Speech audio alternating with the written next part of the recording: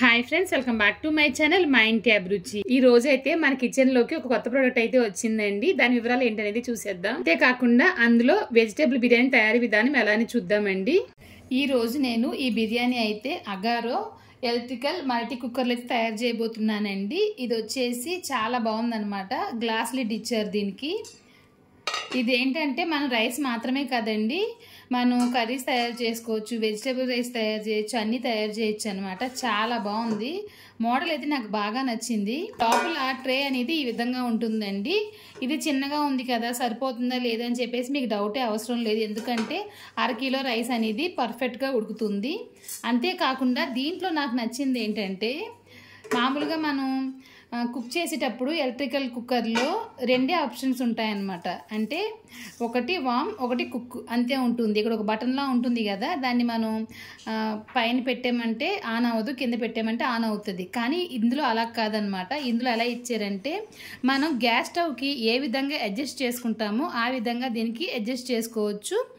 Temperature అనేది మీరు ఎక్కువగా కావాలి అనుకుంటే కనుక ఇటువైపు కనిపిస్తుంది కదా, ఎక్కువగా మీరు దీన్ని తిప్పుకోవచ్చు అనమాట. మీరు తక్కువగా కావాలనుకుంటే ఇటువైపు తిప్పారంటే తక్కువగా ఉంటుంది. ఇక్కడ ఆఫ్ అనమాట. ఆఫ్ దగ్గర నుంచి మనం గ్యాస్ స్టవ్లో తక్కువ మంట ఎలా పెట్టుకుంటాము, మీడియం మంట ఎలా పెట్టుకుంటాము, హై ఫ్లేమ్ ఎలా పెట్టుకుంటాము, ఆ విధంగా మనకి ఇక్కడ డిజైన్ అనేది చేసి ఇచ్చారు. సో దీనివల్ల ఏంటంటే, మీరు కుక్ చేసేటప్పుడు ఫుడ్ మాడిపోతుంది అనే ఆలోచన అస్సలు అవసరం లేదండి. ఇప్పుడు సపోజ్ మీరు ఏదైనా ఎగ్ కర్రీ తయారు చేస్తున్నారంటే కనుక మీరు ఆనియన్స్ ఫ్రై చేస్తున్నప్పుడు సిమ్లో పెట్టుకోవచ్చు, అంటే తక్కువ మంటలో పెట్టుకోవచ్చు. మంట ఉండదు కదా, ఇందులోనూ వేడి ఉంటుంది. తక్కువ వేడిలో పెట్టుకోవచ్చు. తక్కువ వేడిలో పెట్టుకున్న తర్వాత మీరు కుక్ చేసుకోవచ్చు అనమాట. చాలా బాగుంటుందండి. ఇంక ఈ రోజైతే నేను ఈ మల్టీ కుక్కర్లో ఏం చేయబోతున్నానంటే, వెజిటేబుల్ రైస్ తయారు చేయబోతున్నాను. ఎందుకు ఆలస్యం, వీడియోలోకి వెళ్ళి దాని తయారీ విధానం ఎలా అని చూసేద్దామా. ఇంకా మనం ఈ అగారో ఎలక్ట్రికల్ మల్టీ కుక్కర్లో ఈ అరోమా రైస్ తయారు చేయబోతున్నాం కదా, దానికోసం అని చెప్పేసి ప్యాన్ అయితే లోపల పెట్టేసి స్విచ్ ఆన్ చేస్తున్నానండి. ఫ్లెగ్ పెట్టిన తర్వాత స్విచ్ ఆన్ చేయాలి. స్విచ్ ఆన్ చేసిన వెంటనే మనకి ఇక్కడ లైట్ అనేది వెలుగుతుంది అనమాట. అంటే మనకి ఇది ఆన్ అయిందని చెప్పి అర్థం. ఇక్కడ మనకి అడ్జస్ట్ చేసుకోవచ్చు. నేను ఇందాక చెప్పాను కదా, మనం ఆన్ అయిన తర్వాత లో నుంచి హై వరకు మనం టెంపరేచర్ అనేది కంట్రోల్ చేసుకోవచ్చు అనమాట. ఇప్పుడు నార్మల్గా మనం ఉల్లిపాయలు ఫ్రై చేస్తున్నామంటే కనుక తక్కువలో పెట్టుకోవచ్చు. అదే వాటర్ బాయిల్ అవుతుందంటే కనుక మీరు హైలో పెట్టుకోవచ్చు. ఈ వీడియోలోని వివరంగా నేను అడ్జస్ట్ చేస్తూ ఈ టెంపరేచర్ అనేది నేను చూపిస్తానండి. నేను కొంచెంగా నెయ్యి వేసాను, కొంచెంగా ఆయిల్ వేసాను. వేసిన తర్వాత గరం మసాలా దినుసులు వేసాను కొంచెంగాన. ఇప్పుడు దీంట్లో ఒక ఉల్లిపాయ సన్నగా తరిగి వేస్తున్నాను, పచ్చిమిర్చి వేసానండి. ఇప్పుడు వచ్చేసి నేను హైలోనే పెట్టుకున్నాను అనమాట. ఉల్లిపాయలు వచ్చేసి బాగా వేగాలి కదా, అందుకని చెప్పేసి ఉల్లిపాయలు బాగా వేగిన తర్వాత క్యారెట్, బంగాళదుంప, ఇంకా బీన్స్ వేస్తున్నాను. రుచికి తగినంత ఉప్పు వేసానండి. ఉప్పు వచ్చి నేను 2 సార్లుగా వేస్తాను అనమాట, ఒకేసారి ఎక్కువగా వేయను. వేసిన తర్వాత బాగా మళ్ళీ ఫ్రై చేయాలి. ఫ్రై చేసిన తర్వాత ఇప్పుడు దీంట్లో ఒక టమాటో, కొంచెంగా బఠానీ కూడా వేస్తున్నాను. మీరు దీంట్లో కావాలనుకుంటే కాలీఫ్లవర్ కూడా వేసుకోవచ్చండి. ఇంకా మీకు నచ్చిన వెజిటేబుల్స్ కూడా వేసుకోవచ్చు. నేను ఈరోజు పన్నీర్ వేసి చేద్దాం అనుకున్నాను కానీ పన్నీర్ లేదనమాట. సో అందుకని చెప్పేసి ఈ విధంగా ప్లెయిన్గానే చేస్తున్నాను. బాగా కలిపి మూత పెట్టి తక్కువ హీట్లో, నేను టెంపరేచర్ చూపిస్తాను చూడండి, తక్కువ హీట్లో వచ్చేసి ఒక 5 నిమిషాలు ఉడికించండి. ఎందుకంటే హైలో పెట్టినప్పుడు ఏమవుతుందంటే ఎక్కువగా ఉడికిపోతుంది అనమాట, మాడిపోయే అవకాశం ఉంటుంది. సో అందుకని చెప్పేసి మనం గ్యాస్ స్టవ్లో చేసినప్పుడు కూడా నెమ్మదిగా తక్కువగా పెట్టుకుని చేసుకుంటాం కదా, ఆ విధంగా తక్కువగా పెట్టి మనం ఫ్రై చేయాలన్నమాట. తర్వాత దీంట్లో నేను కారం, ధనియాల పొడి, గరం మసాలా వేస్తున్నాను, కొంచెంగా పసుపు వేస్తున్నానండి. వేసి ఈ మసాలాలు పచ్చివాసన పోయే వరకు ఫ్రై చేయాలి. అన్నీ కొంచెంగానే తీసుకున్నాను. గరం మసాలా ఒక 1/2 టీ స్పూన్ తీసుకున్నాను. పసుపు వచ్చేసి 1/4 టీ స్పూన్ తీసుకున్నానండి.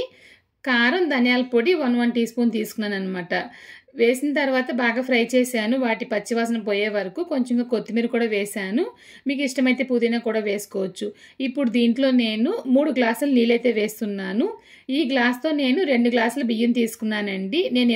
నేను వాడే బాస్మతి రైస్కి 1కి 2 గ్లాసుల నీళ్ళు వేస్తానన్నమాట. సో అందుకని చెప్పేసి 3 గ్లాసుల నీళ్ళు ఇందులో వేశాను. ఆల్రెడీ బియ్యం కడిగి నానబెట్టాను కదా, అందులో 1 గ్లాస్ వేసి ఉంచేసాను అనమాట.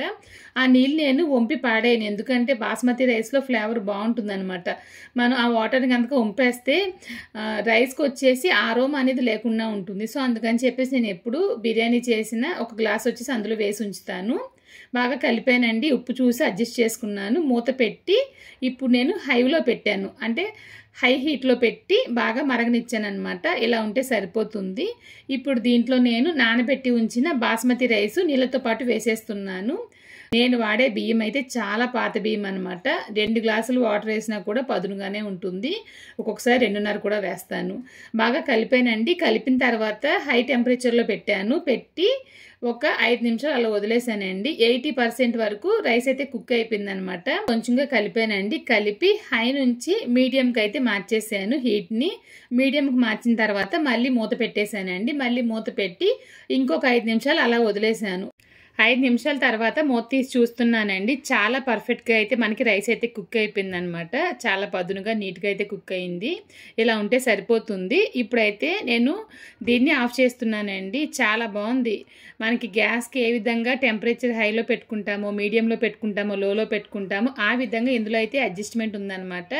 ముఖ్యంగా బ్యాచిలర్స్కి వచ్చేసి చాలా బాగా ఉపయోగపడుతుందండి. దీంట్లోనే కర్రీస్ తయారు చేయొచ్చు. అంతేకాకుండా నేను చెప్పినట్లుగా ముందు రైస్ ఐటమ్స్ తయారు చేయొచ్చు, వైట్ రైస్ తయారు చేయొచ్చు. మీరు ఏదైనా తయారు చేయొచ్చు అండి. ఈజీగా అయితే కుక్ అయిపోతుంది.